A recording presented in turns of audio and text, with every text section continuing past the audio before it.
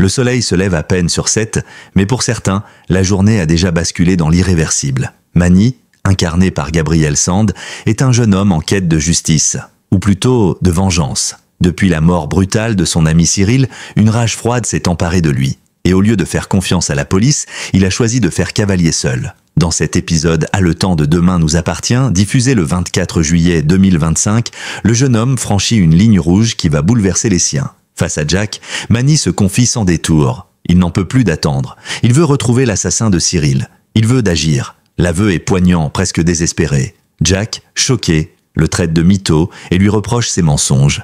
Mais Manny ne cherche plus à convaincre. Il veut se faire pardonner. Il dit tenir à Jack. Il s'excuse sincèrement, mais il refuse l'aide de la police. Une décision fatale. Au même moment, Pierre Dalvin, Jean-Luc Reichmann sent monter une angoisse sourde. Quelque chose ne tourne pas rond avec son fils. Et les confidences de Jack ne font que renforcer son inquiétude. Il file droit au commissariat, il veut parler à Karim. Il veut qu'on retrouve Manny avant qu'il ne soit trop tard. Mais dans les rouages déjà tendus de la police de Sète, son intervention ne fait qu'ajouter à la confusion. Michael, fraîchement promu, semble peu enclin à écouter quiconque. De son côté, Michael tente de garder la main sur l'enquête. Il ordonne le rétrobornage du téléphone de Manny, sans succès. Il rejette l'aide de Karim, convaincu qu'il maîtrise mieux la situation. Pourtant, dans l'ombre, les tensions s'accumulent. Karim sent bien que la vérité lui échappe. Et lorsqu'il retrouve Alex et Chloé, il apprend que ces derniers ont pris les devants. Ils ont contacté Pierre pour accélérer la recherche de Manny. Mais à mesure que les heures passent, l'urgence se fait criante. Pierre et Alex reçoivent un appel de Manny. Une voix faible, hachée, presque inaudible. Ils tentent de leur donner une adresse, puis plus rien. Le signal coupe. La panique monte. Pierre croit comprendre qu'il est blessé. Les deux hommes se russent vers les lieux, les mains moites, le souffle court. Le silence du parc est brisé par le vent qui fait frémir les arbres. Sur le sol, des traces de sang. Alex les suit, le cœur battant. Et là, dans un recoin isolé, Manny gît, inerte. Une balle l'a transpercé. Le sang s'écoule lentement, ses yeux sont à peine ouverts. Pierre tombe à genoux, Alex compose le numéro des secours en tremblant. C'est une course contre la montre. Manny est entre la vie et la mort. Cette scène bouleversante marque un tournant dans l'intrigue. Le chemin de vengeance de Manny l'a mené droit dans un piège. Et désormais, ses proches, impuissants, doivent affronter les conséquences. Pierre est anéanti, il voit son fils sombrer à cause d'un choix qu'il n'a pas su prévenir. Alex, lui, mesure l'ampleur de la tragédie. La spirale de la violence a broyé un adolescent. Pendant ce temps, d'autres intrigues se tissent en parallèle à Sète, mais toutes semblent converger vers cette même sensation d'urgence, de perte de contrôle. Chloé, encore sous le choc après la disparition temporaire de Céleste, s'interroge. Elle a l'impression de trahir Judith en n'enquêtant plus. Mais Alex la rassure. Michael est sur le coup. Et Judith, enfermée, garde espoir. Mais que vaut l'espoir quand les actes se multiplient dans l'ombre, loin des regards? Manny a voulu rendre justice, mais il a réveillé des fantômes plus dangereux que prévu. Il a laissé la rage dicter ses pas. Et aujourd'hui, il paie le prix fort, l'instant est suspendu. Les sirènes des secours approchent. Mais une question demeure, arriveront-ils à temps? Les gyrophares déchirent le crépuscule tandis que l'ambulance fend les rues de Sète à vive allure. À l'arrière, les secouristes s'activent pour stabiliser Manny. Son pouls est faible, sa respiration laborieuse. Pierre, hagard, suit le véhicule dans sa voiture, avec Alex à ses côtés. Leurs regards sont vides, abîmés par l'angoisse. Ils se raccrochent à la seule chose qu'ils peuvent encore espérer, qu'ils s'en sortent. À l'hôpital, l'équipe médicale prend le relais dans une tension palpable. Le jeune homme est immédiatement conduit au bloc. Marianne Delcourt, alertée en urgence, comprend immédiatement l'ampleur du drame. Elle lance les premières directives d'une voix calme mais tranchante. Derrière elle, Pierre s'effondre dans une chaise. C'est son fils. Il ne peut s'empêcher de revivre leur dernière discussion, les non-dits, la distance croissante. Il s'en veut, terriblement. Pendant ce temps, la nouvelle de la blessure de Manny commence à se répandre comme une traînée de poudre. Bart, encore sous le choc de la fausse démission de Mona, apprend la nouvelle par Audrey. Il blêmit. Jack, lui, est dévasté. Il sait que ses derniers mots à Manny étaient les durs. Il n'imaginait pas que ce seraient peut-être les derniers. Violette tente de le réconforter, mais le jeune homme se ferme. Il culpabilise de ne pas avoir su le retenir. Chloé, de son côté, voit son monde s'écrouler davantage. La disparition de Céleste l'avait déjà mise à rude épreuve. Désormais, elle doit faire face à cette nouvelle tragédie. Judith est toujours en prison, Manny est entre la vie et la mort. Et si tout s'effondrait, elle serre sa fille dans ses bras et lui murmure des mots rassurants. Mais ses yeux trahissent son trouble. Elle confie à Alex qu'elle ne supporte plus cette impuissance. Elle voudrait tout reprendre en main, remonter le fil, agir. Mais l'enquête, elle, piétine. Michael, sûr de lui, refuse toute aide extérieure. Même les suggestions de Karim sont balayées d'un revers de main. Pourtant, Karim n'est pas homme à rester les bras croisés. Il continue à creuser en parallèle. Avec Roxane, il revoit les vidéos de surveillance, tente de repérer le moindre indice. Michael finit par les surprendre. Il comprend que la confiance n'est plus totale. Et s'il avait raté quelque chose, la tension monte encore d'un cran lorsque Michael apprend par Alex et Chloé que Pierre avait bel et bien alerté la police en vain. Un désaveu difficile à encaisser. Mais il refuse de lâcher. Il a demandé l'analyse des bonbons trouvés dans les affaires de Céleste. Des serpents gélifiés, inoffensifs en apparence, sauf qu'ils contiennent des traces de MDMA. Il en est convaincu. Quelqu'un cherche à intimider la famille. À ce stade, toutes les hypothèses sont ouvertes. L'agression de Mani est-elle liée à la mort de Cyril ou est-ce un avertissement plus large qui tire les ficelles dans l'ombre? Michael commence à envisager une piste plus vaste. Une organisation? Un réseau? Il redoute que la ville de Sète ne soit infiltrée par un danger insidieux. En parallèle au Spoon, Mona finit par remettre sa lettre de démission à Bart. Ce dernier, penaud, s'excuse d'avoir trop insisté. Mais Mona, fidèle à elle-même, fait machine arrière dans un élan théâtral. Elle reste. Son discours est émouvant, à sa manière. Elle sait qu'elle est indispensable à l'équilibre du Spoon et surtout à Bart, qu'elle considère presque comme un fils. Cette respiration plus légère offre une pause dans le tumulte général. Mais même au Spoon, l'inquiétude transparaît. Tout le monde sent que quelque chose de grave est en train de se passer. Et pendant que les habitants de Sète tentent de reprendre leur souffle, les proches de Mani sont toujours en état de choc. Judith, en prison, ignore encore que son ex-compagnon lutte pour sa survie. Sa grand-mère Marianne, elle, ne pense qu'à une chose, la faire sortir. Elle obtient l'autorisation exceptionnelle de la voir en salle de soins. Les retrouvailles sont déchirantes. Marianne lui promet qu'elle ne l'abandonnera jamais. Ce lien familial, ce socle fragile mais tenace, semble être le seul rempart face à l'adversité. Car une chose est sûre, ce qui se joue aujourd'hui dépasse les simples rivalités. Quelque chose de plus profond, de plus dangereux, se trame dans l'ombre. Et Mani, dans sa quête de vengeance, a peut-être mis à jour une menace qu'il n'était pas prêt à affronter. Alors que Mani lutte pour sa vie dans une chambre d'hôpital, les ramifications de ses choix commencent à ébranler tout l'équilibre des protagonistes de Sète. Ce n'est plus seulement une affaire de vengeance personnelle. C'est une onde de choc qui se propage dans tous les cercles, familial, judiciaire et affectif. Et plus les heures passent, plus les masques tombent. Pierre Dalvin, impuissant et rongé par les remords. Il se repasse sans cesse les derniers instants avec son fils, les signes qu'il n'a pas su interpréter. À ses côtés, Alex tente de rester fort, mais il est tout aussi bouleversé. Ce drame le ramène à ses propres échecs. La disparition temporaire de Céleste, les tensions avec Chloé, la détention de Judith. L'impression de ne rien contrôler devient étouffante. Les deux hommes, liés par les circonstances, se retrouvent autour d'un café au Spoon. Ce qui devait être une pause devient une nouvelle fracture. Pierre reçoit un appel mal capté de Mani. Quelques mots à peine, une adresse soufflée dans un râle, et puis plus rien. Cet instant suspendu précède l'horreur de la découverte du corps ensanglanté. Depuis, plus aucun des deux n'a retrouvé la paix. Au commissariat, Michael se heurte à la méfiance croissante de son entourage. Son autorité est remise en question, notamment par Karim, qui commence à percevoir chez lui une forme de suffisance dangereuse. Michael se veut méthodique, sûr de lui, mais ses méthodes excluent les intuitions de terrain. Il ignore les propositions de Karim, refuse de collaborer avec Roxane sur certains éléments clés. Pourtant, l'affaire devient de plus en plus complexe. Les bonbons retrouvés sur Céleste, porteurs de MDMA, intriguent toujours autant. Michael tente de minimiser, évoquant une opération d'intimidation sans intention létale. Mais Chloé et Alex ne sont pas dupes. Ils voient bien que ces détails pointent vers une organisation bien plus structurée qu'il n'y paraît. La question obsède Chloé. Et si la blessure de Mani n'était que la première d'une série d'attaques ciblées? Du côté des plus jeunes, les tensions affectives ne cessent d'augmenter. Violette confie à Lilou que Jordan ne la regarde plus. Il est obnubilé par Judith. Ce triangle amoureux étouffe ses espoirs naissants. Lilou, elle, commence à se rapprocher de Marceau. Elle le trouve drôle, charismatique, un peu fou. Leur flirt timide ajoute une touche d'innocence dans un monde devenu trop brutal.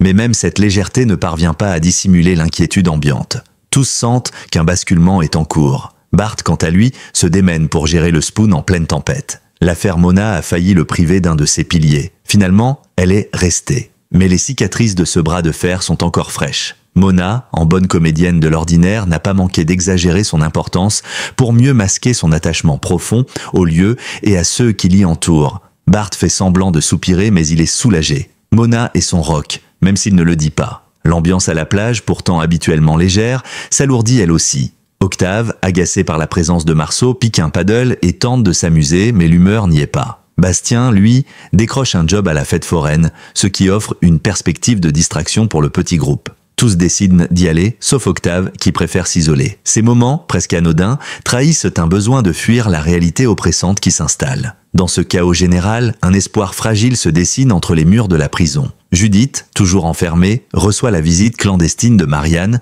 Grâce à l'aide de William, elle se retrouve dans une salle de soins. L'émotion est intense. Marianne serre sa petite fille dans ses bras. Elle lui promet de la faire sortir de là, coûte que coûte. Judith, épuisée, s'autorise à y croire, ne serait-ce qu'un instant. Mais pendant que Marianne tente de redonner de l'espoir à Judith, Karim revient à la charge. Il est convaincu que Michael passe à côté de quelque chose d'essentiel. Il s'adresse une nouvelle fois à Chloé et Alex, leur promettant qu'il fera tout pour innocenter Judith. Il jure de ne rien laisser passer. Ce serment, chargé de détermination, contraste avec le flou grandissant de l'enquête officielle. Ce que tous ignorent encore, c'est que les prochains jours vont révéler des vérités bien plus sombres. La balle qui a touché Manny n'est peut-être qu'un prélude. Une mise en garde, le fruit d'un engrenage lancé par une vengeance personnelle mais nourri par des forces souterraines. Le danger, désormais, ne se cache plus seulement dans les recoins d'une ruelle ou derrière une caméra de surveillance. Il est là, dans les silences, dans les regards échangés, dans les décisions précipitées. Et chacun, à sa manière, va devoir affronter ses propres ombres. À 7, les heures qui suivent la tentative de meurtre contre Manny sont marquées par un étrange climat d'attente. Chacun vit la tension à sa manière. Certains se replient sur eux-mêmes, d'autres s'agitent dans une frénésie d'action, espérant pouvoir inverser le cours des choses. Mais tous sentent que l'équilibre de leur monde a vacillé. La blessure de Manny n'est plus un simple fait divers, c'est une alarme. Et son écho résonne dans toutes les strates de la communauté. À l'hôpital, Pierre reste assis dans un couloir, incapable de décrocher un mot. Il attend que les médecins reviennent avec des nouvelles. Il a l'impression d'être redevenu un père impuissant, comme si tous les efforts qu'il avait faits pour renouer avec son fils n'avaient en servi à rien. Il se repasse les souvenirs, les occasions manquées, les silences pesants. Il sait que cette balle n'est pas tombée du ciel. C'est le fruit d'un engrenage dont il a laissé les rouages s'user dans l'ombre. Alex, lui aussi, est rongé par la culpabilité. Il tente de soutenir Pierre, mais au fond, il se sent concerné personnellement. Depuis des semaines, sa famille est en miettes. Céleste a été approchée par un inconnu, Judith est en prison, Chloé s'effondre peu à peu. Il croyait pouvoir faire confiance aux autorités, mais la lenteur de l'enquête, l'arrogance de Michael et l'impuissance ressentie lui donnent des envies de révolte. Chez Chloé, la crise prend un tour plus intime. Elle s'efforce de rester forte pour sa fille, mais chaque geste du quotidien est devenu un effort. Elle n'arrive plus à se concentrer. Elle repense sans cesse au récit de Céleste, cet homme inconnu, les bonbons empoisonnés à la MDMA, la disparition temporaire de la petite. Elle se dit qu'elle aurait dû réagir plus tôt, qu'elle a été trop passive. Elle confie à Alex qu'elle se sent comme une mauvaise mère, une mauvaise épouse. Alex tente de la rassurer, mais leurs regards trahissent un épuisement partagé. Au commissariat, Michael tente de garder la main. Il prétend que tout est de sous contrôle, mais la réalité le rattrape. Les premières analyses balistiques révèlent que l'arme utilisée pour tirer sur Manny est la même que celle qui a servi dans un autre dossier classé, une affaire obscure à laquelle Michael avait refusé de s'intéresser. Cette révélation trouble même ses plus fidèles alliés. Roxane, discrètement, commence à douter. Elle en parle à Karim qui n'est pas surpris. Il avait toujours soupçonné que Michael minimisait quelque chose. Karim décide d'agir. Officiellement écarté de l'enquête, il rassemble ses propres éléments, travaille la nuit, revoit les vidéos, interroge discrètement des témoins. Il comprend que Manny n'était pas qu'un garçon brisé par le deuil, il était proche de mettre la main sur un élément clé concernant la mort de Cyril. Et ça, quelqu'un l'a su. Cette hypothèse redonne de l'élan à l'ancien inspecteur. Il retrouve Chloé et Alex et leur expose ses conclusions. Pour lui, Manny a été ciblé parce qu'il approchait trop près de la vérité. Ce n'était pas un accident. Et ce n'était pas juste une vengeance personnelle qui a mal tourné. C'était un avertissement. Dans cette ambiance crépusculaire, certains personnages secondaires prennent aussi un rôle inattendu. Bart, par exemple, redouble d'efforts pour faire tourner le spoon, malgré les remous émotionnels. Il organise une soirée spéciale pour tenter de changer les idées de ses proches. Même si la fête est teintée de mélancolie, elle permet à certains de se retrouver. Mona, fidèle à elle-même, joue la maîtresse de cérémonie avec une exubérance un peu forcée. Mais derrière son sourire, elle guette l'arrivée d'un appel, d'une nouvelle rassurante. Du côté des jeunes, le malaise grandit. Violette confie à Jordan qu'elle se sent transparente. Elle a vu comment il regarde Judith. Il nie maladroitement, mais ses silences sont éloquents. Lilou, de son côté, semble s'épanouir auprès de Marceau. Leur complicité devient plus visible, suscitant des regards intrigués. Et pendant que certains rêvent de premières amours, d'autres redoutent les conséquences de leurs erreurs. L'onde de choc frappe aussi jusqu'en prison. Judith, informée par Marianne de l'état de Manny, est bouleversée. elle s'en veut. Même si leur relation est finie, elle sait qu'il l'a aimée sincèrement. Elle se souvient de ses mots, de son regard, elle se rend compte qu'elle n'a jamais cessé de tenir à lui, malgré leurs différends. Son isolement devient plus dur à supporter. Elle demande à parler à Michael, elle veut savoir ce qu'il fait pour le retrouver. Mais l'homme de loi reste évasif, car à ce stade, Michael commence à perdre pied. Sa gestion de l'enquête est critiquée de toutes parts, il le sent. Et au lieu d'ouvrir le jeu, il se referme. Une erreur fatale, peut-être, car dans les coulisses, une vérité commence à émerger. Et si elle venait à être dévoilée, elle pourrait non seulement sauver Judith, mais aussi bouleverser tout l'échiquier. Le jour commence à décliner sur la baie de Sète, et pourtant l'agitation ne faiblit pas. Les visages sont fermés, les corps tendus, les regards fuyants. Dans la salle d'attente de l'hôpital, Pierre, le regard perdu dans le vide, tente de survivre à l'insupportable attente. Aucun médecin ne vient, aucun signal ne rassure. Le sort de Mani reste incertain, suspendu entre la vie et la mort. Alex, debout, arpente le couloir comme un lion en cage. Il n'a plus de mots, plus de patience. Sa famille vole en éclats. Mani était au mauvais endroit au mauvais moment, mais c'est tout un système qui a échoué à le protéger. Il pense à Chloé, à Judith, à Céleste, et un sentiment de rage monte en lui. Il regarde Pierre mais ne dit rien. Tous deux sont trop submergés pour parler. Ils partagent une douleur que les mots ne peuvent traduire. Pendant ce temps, à quelques rues de là, Karim poursuit son enquête officieuse. Il est convaincu que la vérité se cache dans les interstices que Michael refuse d'explorer. Il retourne voir Jack. Le jeune homme est encore traumatisé. Il a vu Mani la veille. Il l'a entendu parler de vengeance, de Cyril, d'une piste qu'il tenait pour certaine. Karim insiste. « Mani t'a dit quelque chose de précis ?» Jack hésite. Il ne veut pas trahir. Mais devant l'insistance bienveillante de Karim, il lâche enfin un détail crucial. Mani avait rendez-vous avec un homme, un ancien contact de Cyril. Un nom, une adresse. Karim note tout. Ce qu'il ignore encore, c'est qu'au même moment, Roxane fait une découverte en réanalysant les anciennes vidéos de surveillance. Une silhouette, longtemps passée inaperçue, réapparaît dans une séquence filmée non loin du parc, où Céleste a été retrouvée. Ce même homme était repéré dans une autre vidéo datant de l'époque de la mort de Cyril. Un visage familier, mais jamais identifié formellement. Roxane alerte Karim immédiatement. Une nouvelle pièce vient de tomber sur l'échiquier. À la maison Delcourt, Chloé tente de garder un semblant de normalité pour Céleste. Mais l'enfant sent bien que quelque chose ne va pas. Elle redemande si le monsieur au chien va revenir. Chloé, bouleversée, lui promet que non.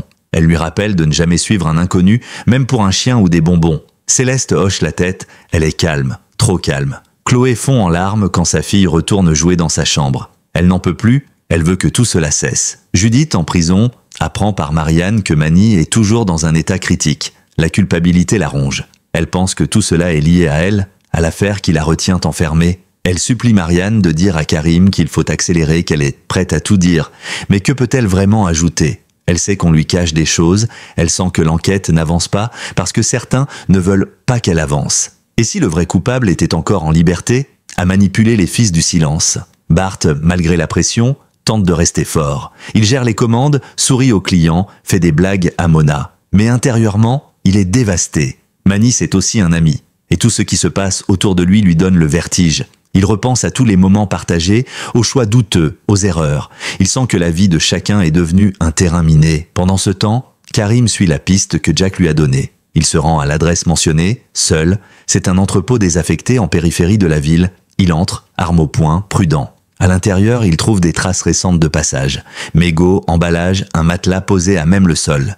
Mais surtout, des documents, une photo de Cyril annotée et un plan du parc où Mani a été retrouvé. Il comprend qu'un piège a été tendu, que Mani a été attiré là intentionnellement. Ce n'était pas un hasard, ce n'était pas un règlement de comptes improvisé, c'était prémédité. De retour au commissariat, Karim affronte Michael. Il met les preuves sur la table, Michael, pour la première fois, semble déstabilisé. Il reconnaît qu'il aurait dû écouter, qu'il s'est trompé. Karim ne dit rien. Son silence est plus éloquent que n'importe quel reproche. Et alors que chacun tente de reprendre son souffle, un nouveau rebondissement se profile. Un message anonyme est déposé au commissariat. Il contient une vidéo. On y voit Mani, quelques heures avant le drame, discuter avec un homme dont le visage est flouté, mais dont la voix est reconnaissable. Un homme que tous croyaient étranger à l'affaire. Ce nouvel élément pourrait tout changer. Le soleil s'est couché sur Sète, mais une lumière inattendue semble percer l'obscurité de cette affaire. La vidéo anonyme arrivée au commissariat agit comme un électrochoc. Elle bouleverse toutes les certitudes. Mani, filmé à son insu quelques heures avant son agression, échange avec un individu masqué dont la voix, pourtant, ne laisse aucun doute. Michael lui-même la reconnaît. Il blêmit, C'est un ancien informateur de la police, disparu depuis plusieurs mois et soupçonné d'avoir retourné sa veste. Karim, immédiatement sur le pont, fait authentifier la vidéo par Roxane. Le fichier est authentique, non modifié. L'homme avait donné rendez-vous à Mani. Il lui a tendu un piège, il a menti, lui promettant des informations sur la mort de Cyril. Mais dans l'ombre, une autre main tirait les ficelles. Et si cette opération n'avait jamais visé à révéler la vérité, mais au contraire à la faire taire? Au même moment, à l'hôpital, Pierre et Alex reçoivent enfin des nouvelles. Le chirurgien sort du bloc, visage grave mais apaisé. Mani est en vie. Il a survécu. La balle a frôlé un organe vital sans le toucher. Il reste en soins intensifs, mais son pronostic vital n'est plus engagé. Pierre se lève, chancelle, fond en larmes. Alex le soutient. C'est une délivrance? Un miracle. Chloé, alertée, se précipite à l'hôpital avec Céleste. Elle retrouve Alex, l'embrasse avec soulagement. Ce moment d'émotion pure contraste avec la tension de ces derniers jours. Enfin une bonne nouvelle, enfin un répit. Mais les réjouissances sont brèves.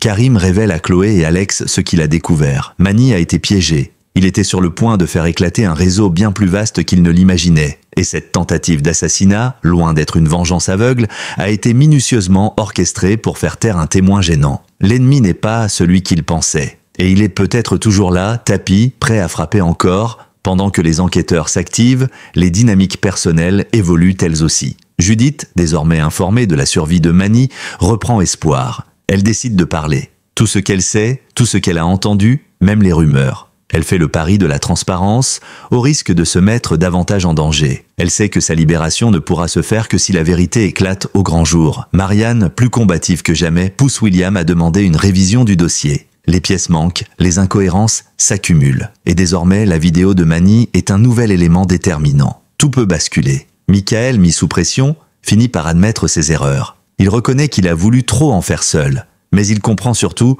que cette affaire dépasse son cadre. Il demande à Karim de reprendre les rênes. Cette passation tacite est un tournant. Karim revient officiellement sur l'affaire. Il relance les recherches sur les activités de l'homme masqué de la vidéo. Roxane met à jour un réseau de communication crypté entre plusieurs téléphones jetables utilisés dans les jours précédant l'agression de Mani. Un nom apparaît à plusieurs reprises, un certain Lucas Destray, ancien associé de Cyril disparu depuis la mort de ce dernier. Les pièces du puzzle s'assemblent. Cyril enquêtait sur une série de transactions douteuses impliquant plusieurs notables de Sète. Il avait mis à jour un trafic d'influence lié à la revente de terrains et de biens publics. Mani, après sa mort, avait décidé de reprendre le flambeau. Et Lucas, sentant la menace, avait décidé d'agir avant que les révélations ne sortent. Le piège s'est refermé, mais trop tard, Mani a survécu et la vérité commence à émerger. La ville de Sète, encore secouée par le tremblement de terre annoncé dans l'arche catastrophe à la rentrée, s'apprête à vivre une autre forme de secousse.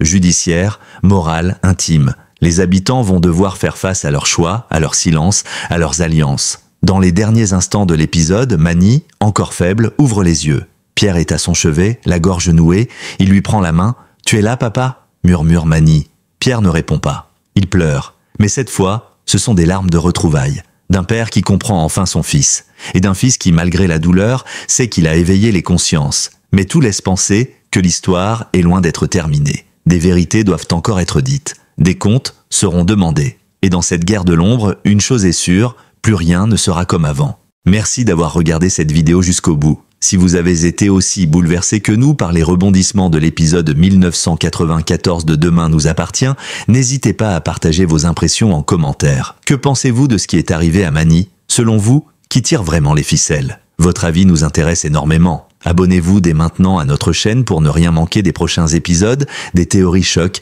et des résumés exclusifs.